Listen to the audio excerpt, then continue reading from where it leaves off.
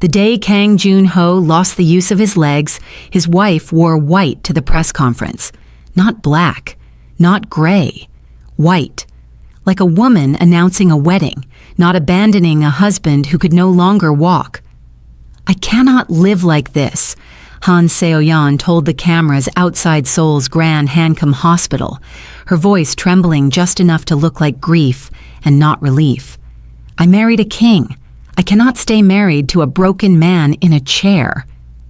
Inside that hospital, 3 floors above the flashing cameras, Joon-Ho lay in a bed that smelled like antiseptic and betrayal, his spine shattered in 2 places, his legs dead weight beneath a thin blue blanket. He had heard everything. The nurses had left the television on by mistake, and he had watched his own wife smile for reporters, while his body was still wrapped in bandages from a bullet meant to kill him. He did not cry. Kang Joon-Ho had not cried since he was 12 years old, the night his father made him watch a man beg for his life and then made him pull the trigger himself. Crying was a luxury for men who still believed the world owed them softness. Joon-Ho had buried that belief in the same grave as his father, his innocence, and now, apparently, his marriage. But somewhere behind his ribs, something cracked louder than his spine ever had.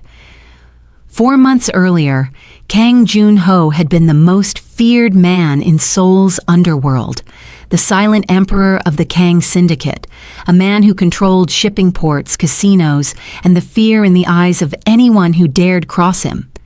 Men twice his size went pale at the mention of his name. Politicians answered his calls before their own wives. He did not raise his voice because he never had to. A single look from Kang Joon-Ho could end a man's bloodline. Now he could not even stand to use the bathroom without help. And the woman who had sworn before God and 300 guests to stand by him in sickness and in health had already called her lawyer about the divorce papers before his surgery was finished. The doctor walked in quietly, clipboard pressed to his chest like a shield. "Mr. Kang," he said carefully, "the damage to your spinal cord is severe. There's a chance, a small chance, of partial recovery with years of therapy. But I have to be honest with you. You may never walk again." Joon-Ho did not blink. "Leave." "Sir, your wife asked that we—" "My wife," Joon-Ho said, each word carved from ice, "no longer has the right to ask anything in this hospital. Leave." The doctor left. The room went silent except for the slow, mechanical beep of a heart monitor that refused to stop, even when its owner wished it would.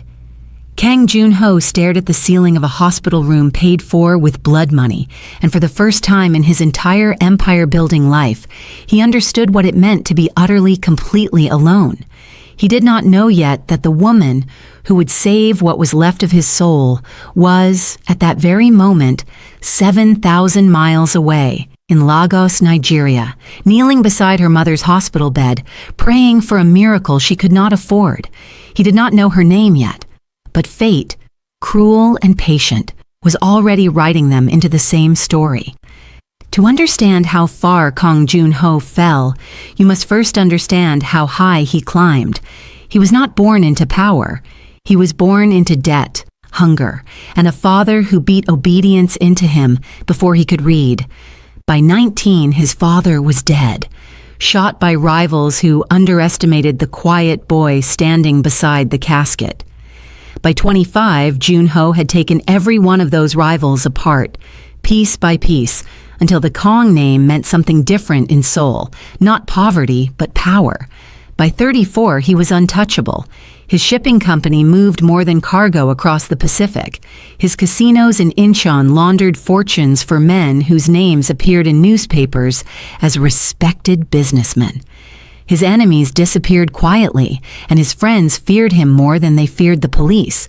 And then, at 36, he married Han Seo-yeon, daughter of a steel tycoon, a woman so beautiful that grown men forgot their own names in her presence. The wedding made headlines for a week. Seoul's most powerful union, one tabloid called it. What the tabloids did not know was that the marriage had been arranged the way every important thing in Joon-Ho's world was arranged, through leverage, not love. Seo-yeon's father owed the Kang syndicate a debt that could only be repaid in flesh and bloodline. Seo-yeon had cried the night before her wedding, not from joy, but from the cold understanding that she was being traded like cargo. Joon-Ho knew this. He married her anyway, telling himself that love was a weakness he could not afford, and that respect, built slowly brick by brick, would be enough. For 3 years, he tried. He gave her everything money could buy: penthouses in Gangnam, jewelry flown in from Paris, a wardrobe larger than some department stores. He was not cruel to her. He was simply absent. A husband who left before sunrise and returned after midnight, smelling of cigar smoke and unfinished business. A man who mistook providing for loving. Seo-yeon, starving for warmth in a marriage built on debt, found it elsewhere, in the arms of Choi Dae-sung, Joon-Ho's own underboss. A man who smiled in Joon-Ho's face during the day and whispered promises into his wife's ear at night. Joon-Ho did not know this yet either. He was too busy surviving an empire that wanted him dead. Several months earlier, before the wedding white press conference, a black sedan had pulled beside his car at a red light in Itaewon. 6 bullets followed. 2 found his bodyguard, 1 found his driver. 2 more shattered the window beside his head. The last one found his spine. He survived. His enemies had not planned for that, and in the chaos of his survival, 2 people made very different decisions.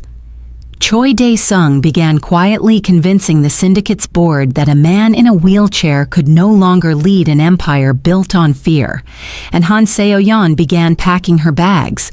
The attack itself deserves to be told slowly, because it is the hinge on which this entire story turns.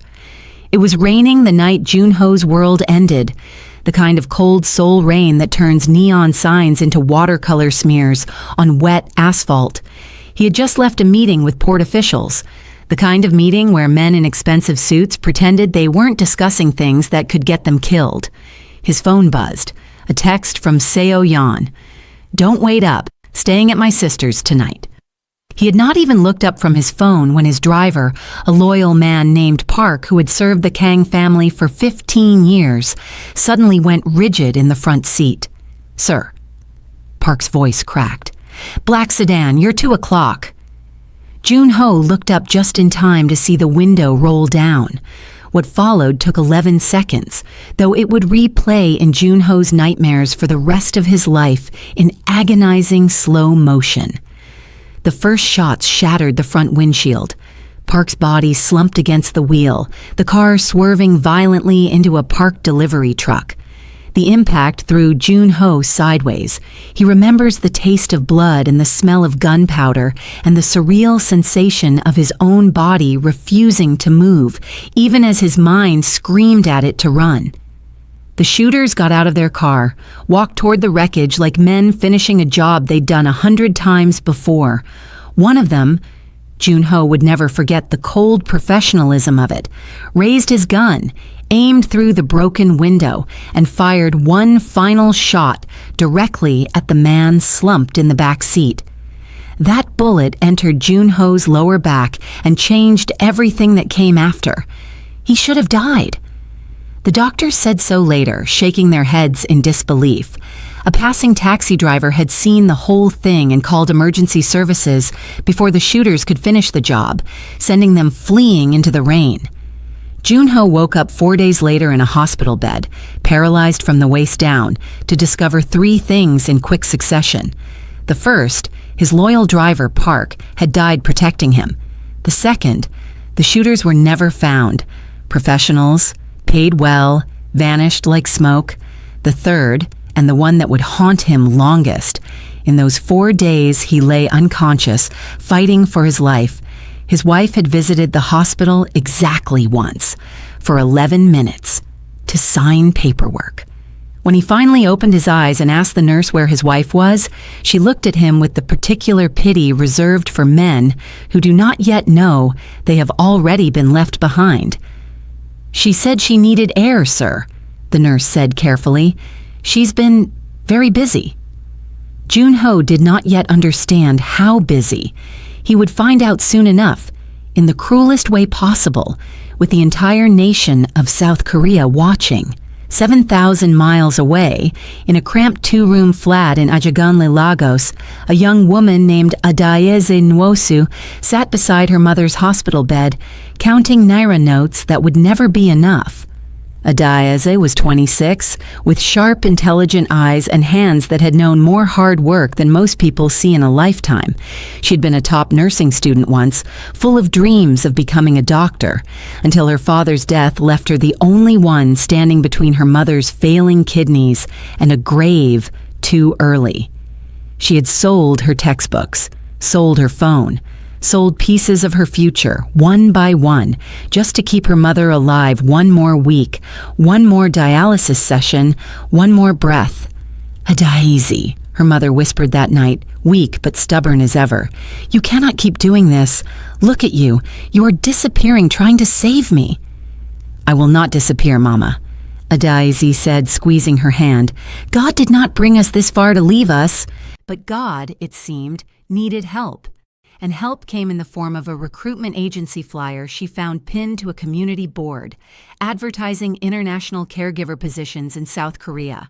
High pay, housing included, urgent hire for a private client requiring specialized live-in care. She almost didn't apply. The fee for processing alone was almost everything she had left. But desperation has a way of making impossible decisions feel inevitable. 2 months later, after a grueling interview process, a medical exam, and a prayer session with her church that lasted until 2 in the morning, Adayeze Nwosu boarded a plane for the first time in her life, leaving her mother in the care of an aunt, leaving Lagos, leaving everything she knew, for a job description that simply read, "Private nursing care required for high-profile client, discretion essential, difficult temperament expected." She had no idea what difficult temperament truly meant.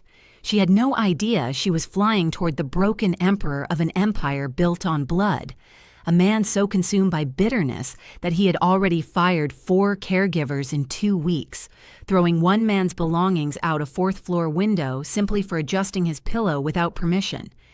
She had no idea that the moment she walked through the gates of the Kang estate, she would become the only person standing between Kang Joon-Ho and complete self-destruction.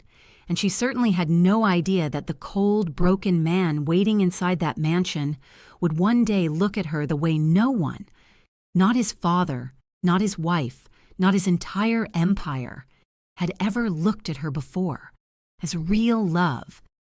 But that was still far away. First, she had to survive meeting him. The Kang estate sat behind iron gates in Songbuk-dong, a fortress of glass and stone that looked more like a museum than a home. Beautiful, cold, and utterly without warmth. Adayeze arrived at 9 in the morning, jet-lagged, nervous, clutching a small suitcase that held everything she owned. The head housekeeper, a stern woman named Mrs. O, walked her through marble hallways lined with portraits of stern-faced Kang ancestors, none of them smiling, all of them seeming to judge the foreign girl daring to walk their floors. "The master has gone through 4 caregivers already," Mrs. O warned, not unkindly, but with the flat honesty of someone tired of breaking the same news. "He does not want help. He does not want pity. Whatever you do, do not pity him. He can smell it like blood." "I'm not here to pity anyone," Adayeze said quietly. "I'm here to do my job." Mrs. O studied her for a long moment, something like respect flickering behind her tired eyes. "We will see." They found Kang Joon-Ho in his study, wheelchair positioned by a window overlooking a garden he no longer walked through. He did not turn around when they entered. His back, straight, proud, refusing to bend even though the rest of him had, faced them like a wall. "Another one," he said flatly, in English clearly meant for her benefit, though his tone made the words feel like an insult rather than a greeting. How much is Mrs. O paying you to pretend you can fix what doctors cannot? I'm not here to fix you, Adayez said, surprising herself with how steady her voice came out. I'm here to take care of you. Those are different things. Slowly, he turned the chair to face her. For the first time, Adayez saw him fully. And despite every warning, despite every story of his cruelty, she felt something shift in her chest. He was younger than she expected, late 30s with sharp features carved by exhaustion and grief he refused to show. His eyes were the kind of dark that had seen too much and decided to stop feeling rather than keep hurting. There was a scar near his temple, fresh. His hands, resting on the arms of the wheelchair, were strong. A man's hands, hands that had once built an empire, now trembling slightly with a rage that had nowhere left to go. You're the maid from Africa, he said, the word landing with deliberate coldness, testing her, daring her to flinch. My name is Adayez, she replied, holding his gaze without blinking. Not the maid from Africa, Adayez.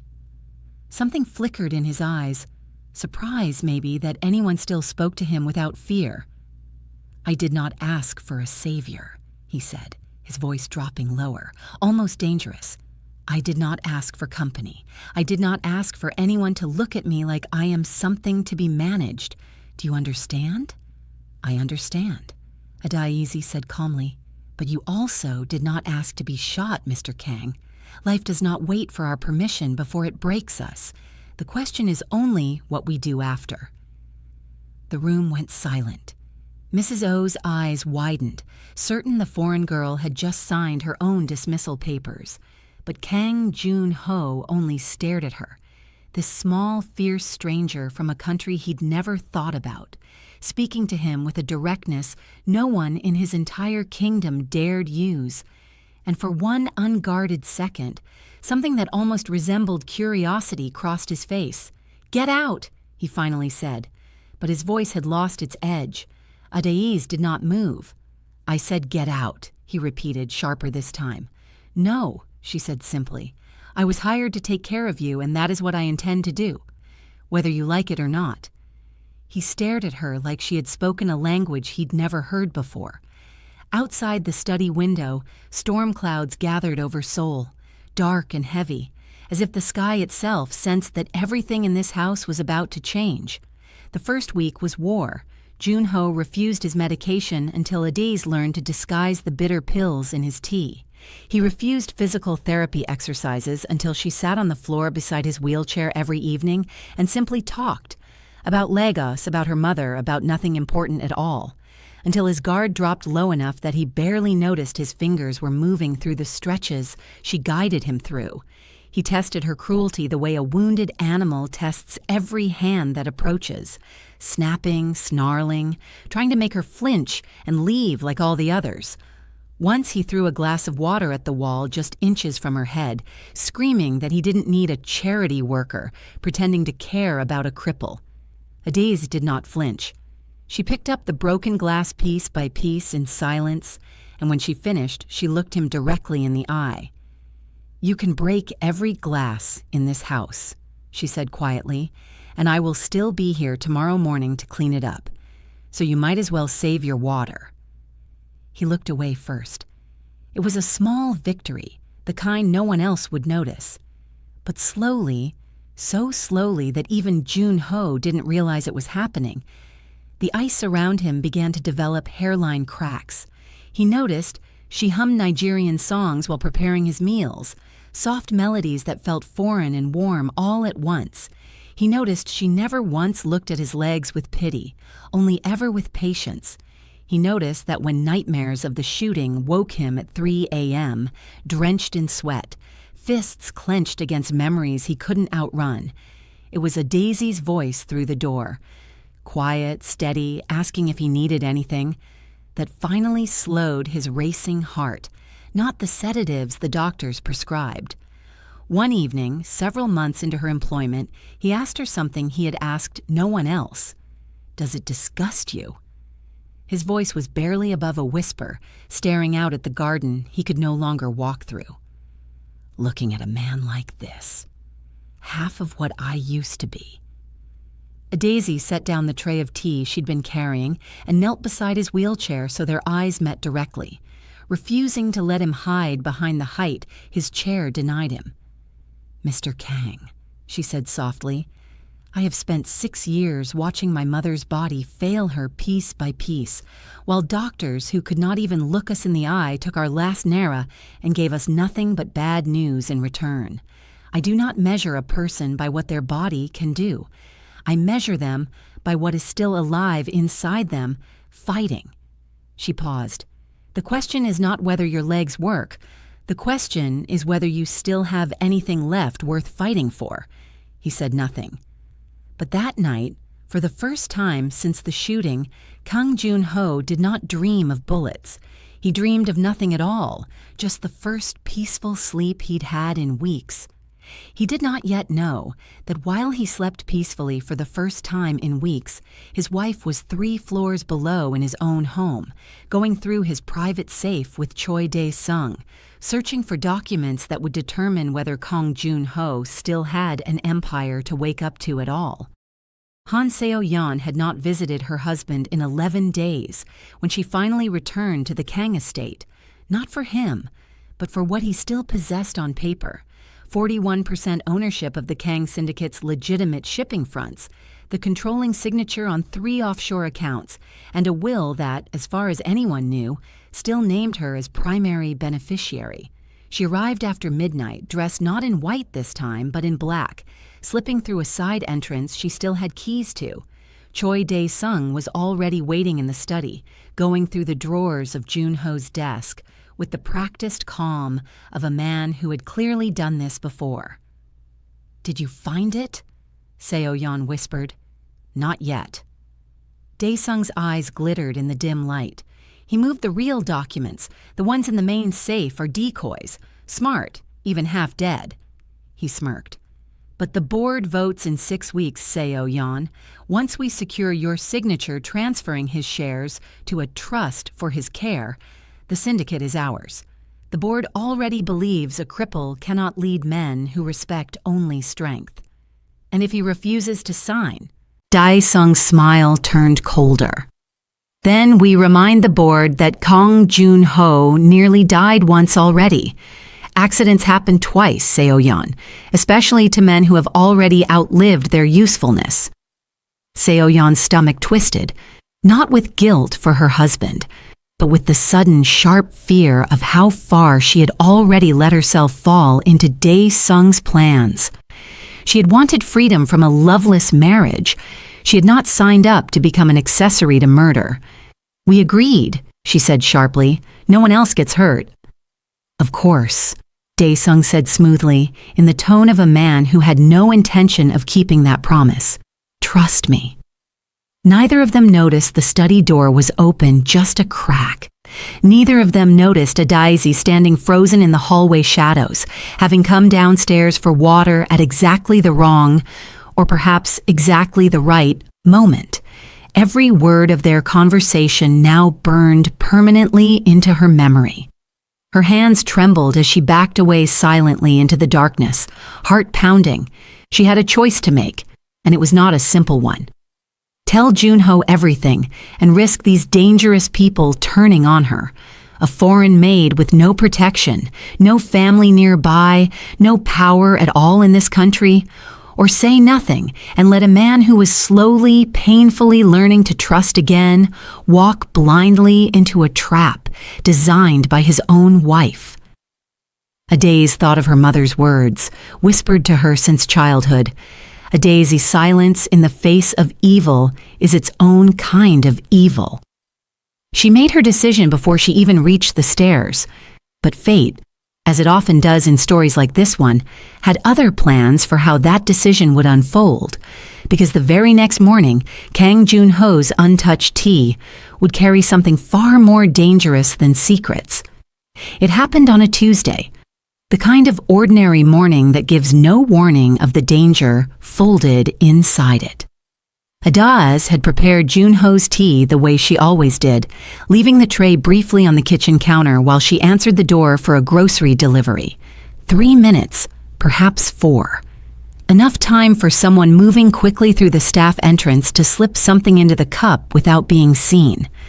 She did not know this yet as she carried the tray upstairs, her mind still spinning with what she'd overheard the night before, rehearsing again and again how she would tell Joon-Ho about his wife's betrayal without sounding like a jealous, scheming maid trying to turn him against his own family. She found him by the window as always, staring out at nothing. "Mr. Kang," she said carefully, setting the tray down, "I need to speak with you about something serious." "Can it wait?" he murmured, distracted, reaching for the teacup. "I have a call with the board in 20 minutes that No." The word came out sharper than she intended, and something in her tone made him pause, cup halfway to his lips. "It cannot wait." It was that pause, that single, fateful pause, that saved his life. Because in that moment, a Daisy's eyes caught something wrong, a faint, unnatural shimmer along the rim of the cup, a smell beneath the jasmine tea that her nursing training recognized instantly, viscerally, before her conscious mind even processed it. "Don't drink that," she shouted, knocking the cup from his hand so violently it shattered against the marble floor, dark liquid spreading like a stain across white stone. Joon-Ho stared at her, stunned, then at the spilled tea, then back at her face, pale, shaking, eyes wide with a fear that had nothing to do with being caught. "What is wrong with you?" he demanded. "Smell it," she said, voice trembling but firm, pointing at the spreading liquid. "Please, just smell it." He wheeled closer, suspicious, and leaned down toward the spilled tea, and went rigid. Beneath the jasmine, faint but unmistakable to a man who had survived 3 assassination attempts in his lifetime, was the bitter almond scent of something designed to stop a heart quietly, peacefully, looking exactly like natural causes to anyone who found him. His head snapped up to look at her. "Who did this?" Adaisy's hands were still shaking. This was the moment. There was no more delaying it. "Mr. Kang," she said quietly, "I need to tell you what I heard last night, and I need you to believe me, even though what I'm about to say will break something in you that I don't know how to fix." His jaw tightened. Outside, thunder rolled across the Seoul skyline, the same way it had rolled the night his world first shattered. "Tell me everything," he said, his voice gone deathly quiet. "Now." Adaze told him everything. Every word, every name, every cruel detail of the conversation between his wife and his most trusted underboss, while Joon-Ho sat motionless in his wheelchair, his face a mask carved from something harder than ice. When she finished, the silence in the room stretched so long that Adaize wondered if she had finally broken something in him beyond repair. 6 years. He finally said, voice flat, distant like a man reading a stranger's diary. 6 years I built an empire to protect that woman, and she was planning my death with days sung before my body had even healed. "Mr. Kang, Joon-Ho," he said suddenly, surprising them both. "Call me Joon-Ho. After everything you've just risked to tell me this, Mr. Kang feels absurd." Adaize nodded slowly, something warm flickering through the fear, still pounding in her chest. "There's more," she said gently. "I don't know how to say this without sounding cruel, but I think you should know the full truth about your marriage, not just the betrayal, the beginning of it too." Over the following hour, pieces began falling into place that Joon-Ho had spent years refusing to examine too closely. He called a contact within Seo-yeon's father's company, a quiet, careful conversation that confirmed what Adaize's instincts had already suspected. The marriage had never been Seo-yeon's choice. Her father's steel company had been drowning in debt to the Kang syndicate, and Joon-Ho's father, dead before the wedding, but his cruelty outliving him, had arranged the marriage as payment, not partnership. Seoyeon had been traded like cargo into a marriage she never wanted, to a man too consumed by building an empire to notice the prisoner he'd unknowingly created beside him. It did not excuse her plotting his murder. Nothing could excuse that. But for the first time, Joon-Ho understood the cold distance in his own marriage had never been a mystery at all. It had been the predictable result of two people forced together by greed neither of them had asked for, fed for years until it grew teeth sharp enough to plan a killing. "I built a cage," Joon-Ho said quietly, staring at his hands, "and called it a marriage. And then I wondered why the woman inside it wanted to escape badly enough to kill me for the key."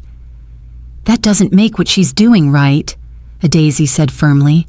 "Understanding why someone became poison doesn't mean you let them keep pouring it."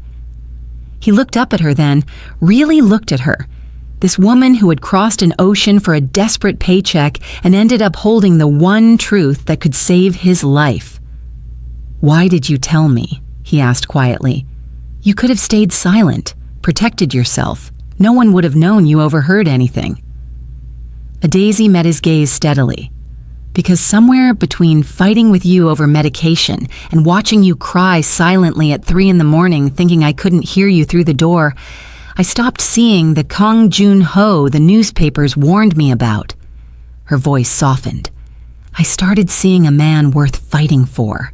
And I do not abandon people I've decided to fight for, not even when it's dangerous, especially not when it's dangerous."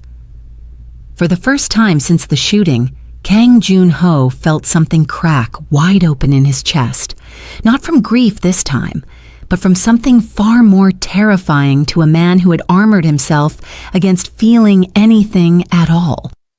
But there was no time to sit with that feeling, because somewhere in this house, his wife and his most trusted lieutenant were still plotting his death. And now that their poison had failed, Joon-Ho knew, with cold certainty, that their next attempt would not be so easy to survive. The war for his empire and his life was only just beginning. That night, neither of them could sleep. Days found Joon-Ho on the terrace long after midnight, wrapped in a heavy coat against the cold, staring up at a sky too polluted by city light to show any real stars. He had wheeled himself out there alone, against doctor's orders, simply needing air after the weight of everything she had told him. "You should be resting," she said softly, stepping out beside him. "I have spent 6 years resting inside a marriage that was already dead," he said without turning. "I think I have done enough resting for one lifetime." She pulled a second chair close and sat beside him in silence for a while, the kind of silence that did not need filling. Eventually he spoke again, quieter this time. "Tell me about Lagos," he said. "Not the version you tell strangers, the real one." So she told him. She told him about the sound of generators humming through the night because the city's power could not be trusted to stay on. She told him about her father, a mechanic who taught her that hands could fix almost anything if you were patient and stubborn enough, and who died when a bridge collapse took the bus he was riding home on, 3 years before she ever set foot on a plane. She told him about her mother's illness creeping in slowly, like floodwater rising under a door no one noticed was already letting water through, until one day there was no pretending anymore. "I was supposed to become a doctor," Daisy said, her voice carrying old grief, worn smooth by years of carrying it. "I had already passed my entrance exams. I used to imagine myself in a white coat, telling families good news instead of bad. Instead, I sold my books one by one to pay for dialysis, and I am here, 6,000 miles from my mother's bedside, taking care of a stranger's wounds instead of my own family's." "Do you regret it?" Joon-Ho asked. "Coming here?" Days considered the question honestly, the way she considered everything. "I regret that I had to choose," she said finally. "I do not regret who I became because of the choosing." She looked at him then, steady and unguarded. "I do not regret you, Joon-Ho, even on the nights you threw water at my head." He laughed, a real laugh, rusty and unfamiliar, like a door that hadn't been opened in years finally swinging on its hinges. It startled them both. "I am sorry for that," he said, and meant it. "I know," she said simply. "I forgave you the moment you apologized for ordering Mrs. O to fire the second caregiver instead of me, the one who actually deserved it. A man with no heart left does not bother defending people who cannot defend themselves." He turned to look at her fully then, the city's dim glow catching the side of her face, and something inside his chest, long frozen, shifted dangerously close to thawing completely. "My father used to say love was the most expensive weakness a man in our world could afford," Joon-Ho said quietly. "He said it gets you killed faster than any bullet. I built my entire life believing him." "And now?" Adaze asked, barely above a whisper. "Now," Joon-Ho said, reaching for her hand with a hesitance that felt almost foreign on a man who commanded entire ports without blinking. "I think my father was wrong about a great many things. I think the real weakness was believing I could survive without ever letting anyone close enough to catch me when I fell." Adaze did not pull her hand away. Instead, she laced her fingers through his, holding on the way she had been holding on to broken, frightened things her entire life. Her mother's failing health, her father's memory, her own impossible dreams. Refusing, simply refusing to let go, even when logic insisted she should. "I cannot promise you safety," Joon-Ho said softly. "Not in this life. Men like me do not get safety. We get war, and sometimes, if we are fortunate, a few stolen moments of peace in between." "I did not come here looking for safety," Adaeze said. "I came here looking for a reason to keep believing good still exists in the world, even after everything that has tried to convince me otherwise. I think somewhere in all of this, I found it. I think I found it in you." Above them, for just a moment, the clouds parted enough to reveal a single visible star. Faint, distant, but undeniably there. Neither of them said anything else that night. They did not need to. Some promises are not spoken aloud at all. Some are simply held quietly in the warmth of two hands refusing to let go. But promises made in the dark, however sincere, are about to be tested by a war neither of them had finished fighting. And the woman watching from the shadows of the garden hedge that night, having returned to the estate under cover of darkness to retrieve a forgotten necklace, saw everything and reported every word of it back to Choi Dae-sung before the sun rose. What happened over the next several months would later be described by the few who witnessed it as nothing short of a resurrection. Before leaving university, Adaze completed rehabilitation care certification during her nursing training. Joon-Ho, who had refused physical therapy for 2 months out of pure, bitter pride, suddenly demanded triple sessions. Adaze, certified in physical rehabilitation from her years of nursing training, took over his recovery personally, pushing him through exercises that left him drenched in sweat and shaking with exhaustion, refusing to let him quit even when he screamed at her in frustration and pain. "I cannot feel anything below my waist," he shouted one afternoon, slamming his fist against the parallel bars he was attempting, for the 11th time, to support himself between. "What is the point of this torture?"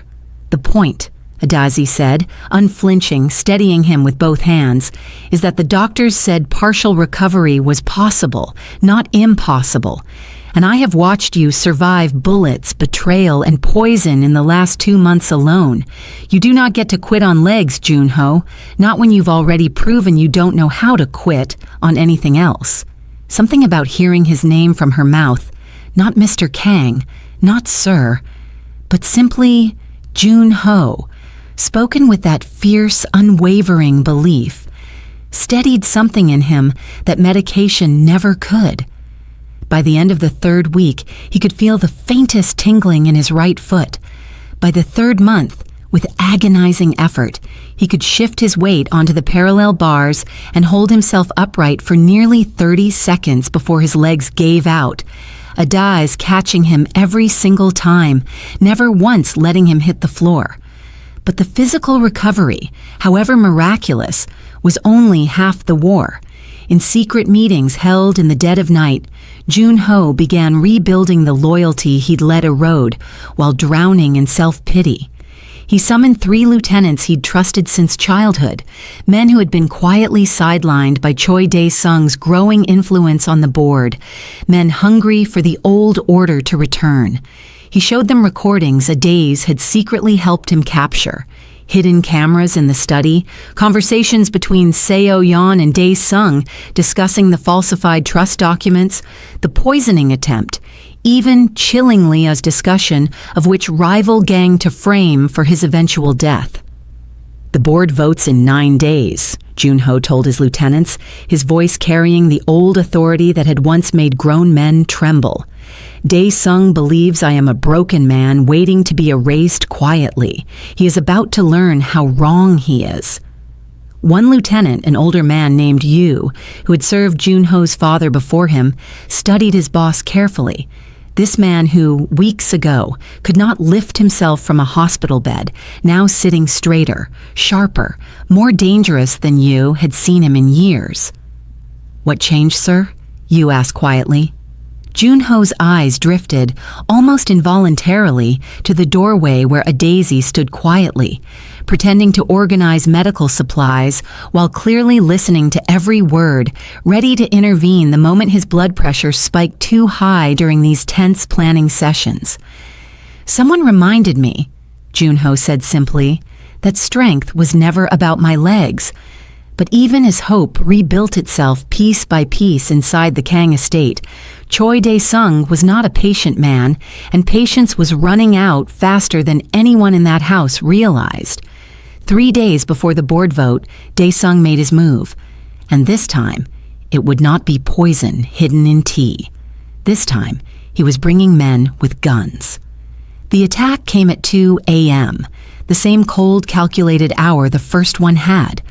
Dae-sung's signature, a man who believed darkness erased accountability. Dae's woke first, some instinct honed by months of sleeping lightly in case Joon-Ho needed her, catching the sound of glass breaking somewhere on the ground floor that should not have been breaking at that hour. She moved through the dark hallway toward Joon-Ho's room, heart hammering, just as the first gunshot echoed through the marble corridors below. "Joon-Ho!" she whispered urgently, bursting into his room. He was already awake, already reaching for the emergency line connected directly to Yu's men stationed outside the estate, a precaution he'd insisted on the moment he learned of the poisoning. "They're early," Joon-Ho hissed, wheeling himself toward the hidden panel behind his bookshelf. A panic room his paranoid father had installed decades earlier, never imagining his own son would one day need it to escape his son's own wife. But the wheelchair caught on the edge of the rug, sending him sprawling onto the floor just as the bedroom door burst open. 2 masked men stepped inside, guns raised, moving with the cold professionalism of paid killers who had done this before. Adaz, without thinking, without a single moment's hesitation, threw herself between the gunman and the man on the floor, arms spread wide, shielding him with nothing but her own body. "Get out of the way!" one gunman growled in accented Korean. "No," a Daisy said, voice shaking but unmoving, every cell in her body screaming with terror she refused to show. "You will have to go through me." For one suspended, terrible moment, the gunman's finger tightened on the trigger, and then chaos erupted as Yu's men, alerted seconds earlier, stormed through the mansion's hallways, gunfire and shouting filling the night air. The masked intruders, caught off guard by the sudden resistance, fled through the same broken window they'd entered, melting into the darkness before Yu's men could catch them. In the sudden, ringing silence that followed, Joon-Ho stared up at the woman who had just placed her own body between him and certain death without a single second of hesitation, her chest heaving, tears finally breaking free down her face now that the danger had passed. "You could have died," he said hoarsely, reaching up to grip her trembling hand. Why would you do that? A daze sank to the floor beside him, the adrenaline finally giving way to overwhelming emotion, her voice breaking as she answered the question that had been building inside her for weeks, maybe longer than she'd ever admitted to herself. Because somewhere along the way, she whispered, loving you stopped being a choice I was making, Joon-Ho. It became the only thing that made sense. The words hung in the broken silence between them. Finally spoken, finally real, impossible to take back. And Kang Joon-Ho, emperor of an empire built on fear, survivor of bullets and poison and betrayal, felt his eyes burn with tears for the first time since he was 12 years old. "Adais," he said softly, reaching up to gently brush away the tears on her face. "I think I have been falling in love with you since the day you refused to leave my study." Outside, sirens wailed in the distance, and somewhere across the city, Choi Dae-sung and Han Seo-yeon were about to discover that their second attempt had failed exactly as catastrophically as their first. But the board vote was still 3 days away, and what awaited them there would be far more devastating than either of them could have imagined. The Kang Syndicate's board met in a sleek, glass-walled room atop a building Joon-Ho himself had commissioned a decade earlier. Fitting, perhaps, that his empire's fate would be decided in a structure built by his own hands. Choi Dae-sung arrived first, confident, dressed sharply, already rehearsing the speech that would formally request the board recognize him as acting head of the syndicate during Mr. Kang's continued incapacity. Han Seo-yeon sat beside him, composed, elegant, the perfect picture of a grieving wife, reluctantly accepting reality.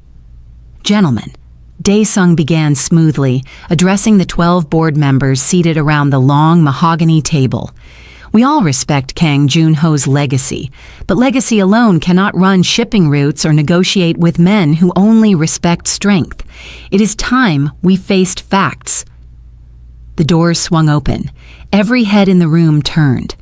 Kang Joon-Ho walked in, not wheeled, walked, slowly, with effort, leaning heavily on a cane in his right hand and on the steady arm of a woman in a tailored navy suit on his left, but walking, upright, his eyes burning with the same cold authority that had once made empires kneel. The room fell into stunned silence.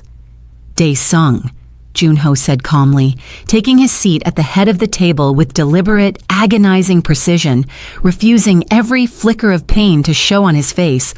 "Please continue. You were saying something about facing facts." Dae-sung's confident expression cracked for the first time. "Joon-Ho, you're walking." "Yes." Joon-Ho's voice was ice. "Apparently, I forgot to inform you and my wife that broken men sometimes choose to heal rather than die quietly the way you both clearly hoped." Seo-yeon's face drained of color. "Now," Joon-Ho continued, gesturing to Yu, who stepped forward with a tablet in hand, "let's discuss facts properly, shall we? Facts like this recording, captured in my own study, of my wife and my underboss discussing falsified trust documents designed to seize my assets while I was, in your words, too broken to notice." The recording played. 12 board members listened in growing horror as Dae-sung's voice filled the room, discussing accidents, discussing poison, discussing which rival gang to frame for Joon-Ho's eventual death. "This is fabricated," Dae-sung snarled, rising to his feet. "Manipulated audio, nothing more." "Then perhaps," Joon-Ho said calmly, "you'd like to explain the almond-scented poison found in my tea months ago, currently sitting in a forensic lab with your fingerprints on the vial it came from. Or perhaps you'd like to explain the 2 masked men who broke into my home 4 nights ago, one of whom Yu's men managed to wound and capture before he could flee, and who has been remarkably cooperative once offered a reduced sentence in exchange for naming his employer." The room erupted into chaos. Board members shouting, demanding answers, 2 of them already on their phones, summoning security. Seo-yeon stood frozen, watching her carefully constructed escape collapse in real time, watching the husband she'd left to die now standing taller, stronger, more dangerous than she had ever seen him, flanked not by fear or wealth, but by a quiet, fierce woman whose loyalty had apparently rewritten everything Seo-yeon thought she understood about power. "Joon-ho," Seo-yeon said desperately, her composure finally shattering. "I never wanted you dead. I just wanted out. You have to believe." "I believe," Joon-ho said, his voice dropping into something far more dangerous than anger, a terrible, exhausted calm, "that you stopped being my wife the moment you chose silence while men planned my murder in my own home. What I do not believe, Seo-yeon, is a single word from your mouth ever again." He turned to the board, his voice carrying clearly through the stunned room. "I am calling for an immediate vote on two matters. First, the permanent removal of Choi Dae-sung from any position within this syndicate, effective immediately, pending full legal investigation into attempted murder. Second, full revocation of any claim Han Seo-yeon holds to Kang assets, given clear evidence of conspiracy against my life." The vote, when it came, was unanimous. Security escorted Choi Dae-sung from the building in handcuffs less than 20 minutes later, his protests echoing uselessly down marble hallways that had once feared his name. Han Seo-yeon stood alone in the empty boardroom long after everyone else had left, watching through floor-to-ceiling windows as the man she'd abandoned walked away, slowly, painfully but undeniably on his own 2 feet, toward a future that no longer included her in any chapter of it. She did not yet know that this devastating defeat was not, in fact, the end of her story, but a far darker chapter was only beginning to unfold behind the scenes, one that even Joon-ho had not yet uncovered. But for now, in this moment, justice had finally arrived. And outside, waiting by the elevator with quiet, patient warmth, stood the only person who had never once needed his empire, his money, or his power to choose him. The press conference, when it finally came, looked nothing like the one that had broken Joon-ho's heart months earlier. He stood, truly stood, leaning only lightly on a cane now, after months of relentless therapy, before a crowd of reporters who had once written his obituary in advance, certain a man in a wheelchair could never reclaim an empire like his. 8 months ago, Joon-ho began, his voice steady, carrying none of the cold detachment the public had always associated with the Kang name. "I was left in a hospital bed by a woman who decided a broken man was not worth staying for. I have spent every day since proving that strength was never about what my legs could do." He paused, his eyes finding a daze, standing quietly at the edge of the room, dressed simply, looking deeply uncomfortable with the cameras now swinging toward her. "But I did not save myself," Joon-ho continued. "I was saved by a woman who crossed an ocean for a paycheck she desperately needed, and who chose every single day after that to stay. Not for my money, not for my name, but because she saw something in me worth fighting for when I had stopped believing it existed myself." He extended his hand toward her. Adayaz hesitated only a moment before crossing the room, her hand finding his in front of cameras that would broadcast this moment to the entire nation by nightfall. "Adayze Nwosu," Joon-ho said, loud enough for every microphone in the room to catch, "came into my life as my caregiver. She is leaving this room as the woman I intend to spend the rest of my life proving myself worthy of." He turned to her fully now, voice dropping into something raw and unrehearsed, meant only for her despite the cameras surrounding them. "You taught me that real love does not run when things break. It stays, and it heals, and it fights. I do not know how to repay 6 years of debt to an empire I built out of fear, but I know exactly how I want to spend whatever years I have left, beside you, however that looks, wherever that takes us." Adaeze's eyes filled with tears. She no longer bothered hiding. "Even halfway across the world from everything I knew," she said softly, "I never once felt lost, Joon-Ho. Because somewhere along the way, you stopped being my job. You became my home. The room erupted, not into chaos this time, but into something Kang Joon-Ho's empire had never witnessed before in its entire ruthless history. Applause, genuine and warm, for a man who had finally chosen love over fear, and a woman who had proven that real loyalty asks for nothing in return except the chance to keep choosing someone, again and again, especially when it would have been easier to walk away. Somewhere in Lagos, a Daisy's mother watched the broadcast from a hospital bed, now fully paid for, tears streaming down her face, whispering a prayer of gratitude into a phone screen showing her daughter's face glowing with a happiness she had feared might never come. It was, by every measure, an ending worthy of the word happy. But empires built on blood rarely release their grip so easily, and as Joon-Ho and Adaze stepped out into the flashing cameras and applause, neither of them noticed the black sedan parked quietly across the street, nor the woman inside it, watching through tinted glass with an expression that was no longer heartbreak. It was calculation. Because Han Seo-yeon, stripped of her assets and her name, had just received a phone call moments before the press conference began, from someone Joon-Ho had never once suspected, someone who had been carefully, patiently watching this entire story unfold from the very beginning, waiting for exactly the right moment to reveal just how deep the roots of betrayal truly ran. "He thinks this is over," Seo-yeon murmured into her phone, eyes fixed on the man who had once been her husband, now laughing softly with the woman beside him. He has no idea what's still coming. On the other end of the line, a voice Joon-Ho would recognize instantly.